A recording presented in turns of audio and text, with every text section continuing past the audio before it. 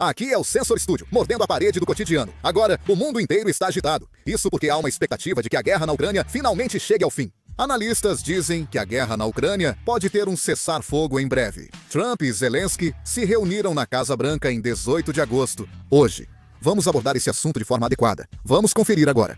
No dia 18, no horário local, o presidente dos Estados Unidos, Trump, e o presidente da Ucrânia, Zelensky, se encontraram novamente na Casa Branca após cerca de 6 meses e iniciaram discussões sobre soluções para encerrar a guerra na Ucrânia. Líderes europeus foram em massa aos Estados Unidos da América. Eles não participaram da reunião entre Ucrânia e Estados Unidos e fizeram uma reunião separada. De todo modo, Trump conduziu a cúpula com Zelensky na Casa Branca de forma mais amigável que antes. Em fevereiro, a reunião foi tensa, com trocas de palavras duras. Desta vez, o clima foi amigável. Quando questionados, os Estados Unidos disseram que a Ucrânia é a linha de defesa e afirmaram que iriam ajudar. O presidente Teoreompel afirmou que a guerra acabará em breve. O presidente da Ucrânia, Gel Hanselk, agradeceu várias vezes aos Estados Unidos da América e ao presidente Teoreompel.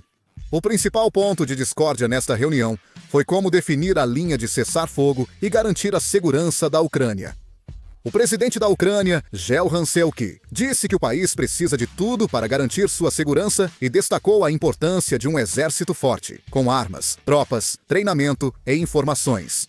Acrescentou que tudo isso depende do apoio de aliados como os Estados Unidos. Também houve discussões sobre o território. Atualmente, a Ucrânia e a Rússia têm ideias muito diferentes. A Ucrânia acha que a linha de cessar-fogo deve ser baseada na linha de frente atual, enquanto a Rússia acredita que toda a região de Donbas deve ser entregue. Há uma grande diferença de opinião entre os dois lados. Assim, as discussões territoriais foram adiadas e devem ocorrer futuramente, caso haja uma cúpula entre Estados Unidos, Rússia e Ucrânia. O próprio presidente Teoreompel também afirmou claramente que a questão territorial deve ser decidida no processo em que o presidente Gel Hanselk e o povo ucraniano cheguem a um acordo com o presidente Putin. Devemos focar na questão territorial, pois a Rússia ocupa hoje cerca de 20% da Ucrânia. A Rússia controla 99% de Ruanselkeu, 76% de Doneselkeu, 73% de Zaporizhia e 70% de Ereuso. A Rússia ocupa 88% da região de Donbas e está exigindo que os cerca de 12% restantes também sejam entregues a ela. Recentemente, após a cúpula entre os Estados Unidos e a Rússia, foi discutida a possibilidade de garantir a segurança da Ucrânia por meio de tropas estacionadas na Europa, caso a Ucrânia abrisse mão da região de Donbas. A região de Donbas é vital para a Ucrânia e, em caso de nova guerra, pode ser usada como corredor para Kiev, tornando difícil para os ucranianos abrirem mão dessa área. A Rússia, em relação a isso, demonstrou a posição de que, se a Ucrânia entregar Donbas, eles poderiam devolver as regiões de Sumy ou Kharkiv, que estão parcialmente sob seu controle. No entanto, essas regiões têm um valor estratégico menor em comparação com a região de Donbas. A Rússia afirmou que, se essas condições forem cumpridas, pode congelar a linha de frente no sul. Discutiram opções para a segurança da Ucrânia e Estados Unidos, Ucrânia e Europa relataram satisfação. Atualmente, a análise indica que a opção mais provável é que a Ucrânia receba apoio militar dos países membros da OTAN, mesmo sem se tornar membro da aliança. Recentemente, Steve Witkoff, enviado especial, mencionou em uma entrevista à Cable News Network que os Estados Unidos poderiam oferecer à Ucrânia uma proteção semelhante ao artigo 5 da defesa coletiva da OTAN. Ele também afirmou que essa proteção seria fornecida diretamente pelos Estados Unidos e outros países europeus, e não pela OTAN. O presidente Teoreompel afirmou que protegeria a Ucrânia, prometendo paz duradoura e um papel direto dos Estados Unidos da América na defesa do país, semelhante às garantias da OTAN. O presidente Teoreompel realizou uma reunião bilateral com o presidente ucraniano Gel Hanselk e depois também se reuniu com os líderes europeus. 7 líderes europeus participaram da reunião: Peuri Deuri Mereusi, Alemanha; Emmanuel Macron, França; Keo Setamel, Reino Unido; Joreu Jamelroni, Itália; Alexandereu Seutúbil, Finlândia; Ureu Gilha Pondeol Raien, Comissão Europeia; e Mareukel Riteu, OTAN.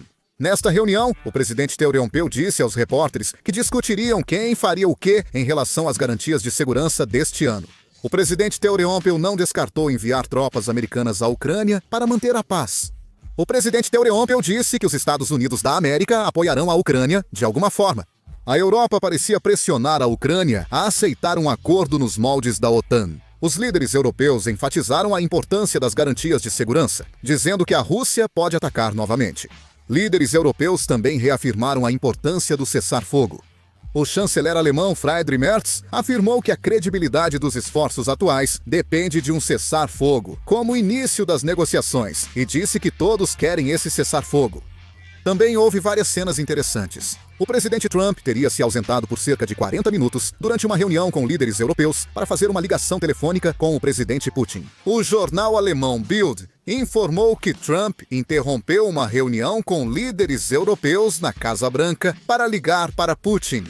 Segundo a explicação da Rússia, essa ligação foi feita diretamente pelo presidente Trump ao presidente Putin para promover um diálogo direto entre a Rússia e a Ucrânia. Com a ligação, Ucrânia e Rússia concordaram em indicar mais representantes para as negociações.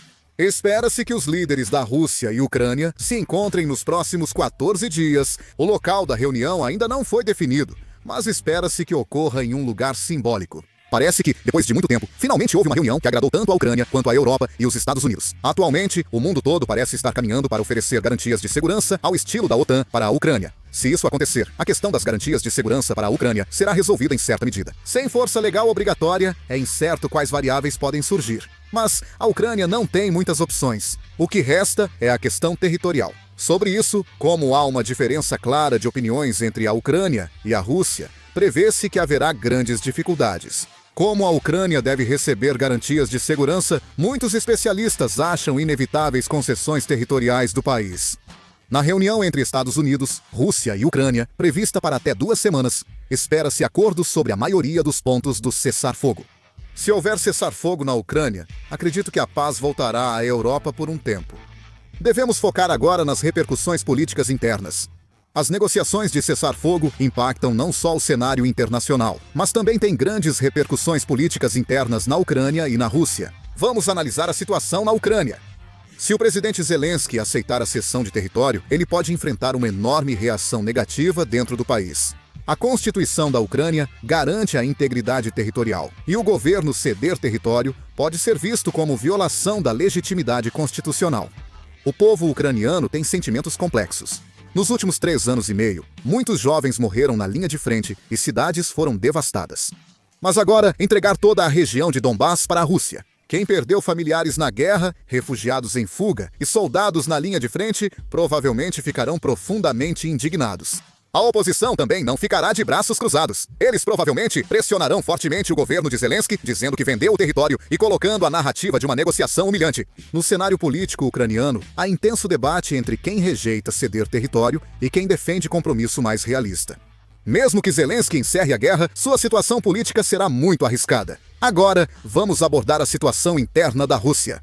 Por que Putin cogita um cessar-fogo agora? A guerra prolongada pesa sobre a sociedade russa, dificultando sua sustentação. Já se passaram 3 anos e meio desde o início da guerra, e a economia russa encolheu significativamente devido às sanções de todos os lados. Graças à exportação de energia, a Rússia está conseguindo se manter no curto prazo, mas as peças necessárias para a produção de tecnologia avançada e armamentos estão se tornando cada vez mais escassas. A indústria de defesa está superaquecida, mas a indústria civil está em recessão e a inflação continua subindo. Em outras palavras, eles estão literalmente sacrificando o futuro para continuar a guerra. O principal problema são as baixas militares. Especialistas dizem que centenas de milhares de soldados russos morreram. A recusa ao alistamento em toda a Rússia e relatos de crescente descontentamento da população cansada da guerra. Putin ainda mantém um regime autoritário forte. Com o tempo, aumentam as vozes questionando quando a guerra acabará e por que nossos filhos morrem na linha de frente, o que também pesa para Putin.